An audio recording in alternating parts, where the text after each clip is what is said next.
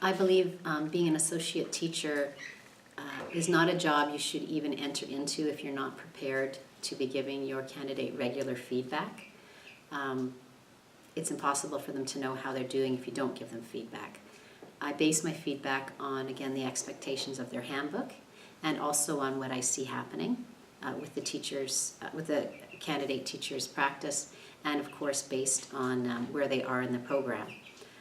I would work together with them to look at how they've done and to agree on some goals and some things that we can work on together.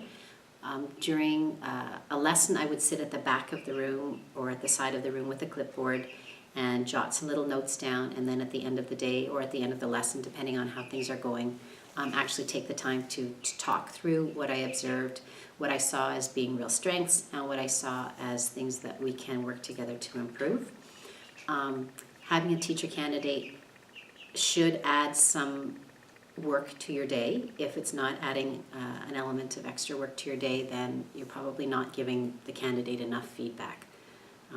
Everyone has something that they can improve upon, and everyone has some strengths, and we really need to draw those strengths to their attention, but kindly help them to work to improve their areas of learning where they're still growing.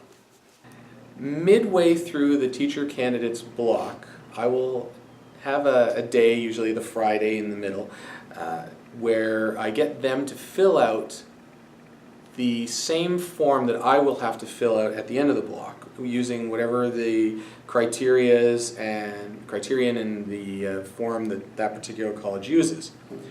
And that way I can go through it with the teacher candidate afterwards and talk about, well, why do you think you are a needs improvement here? Or why do you think you are satisfactory here?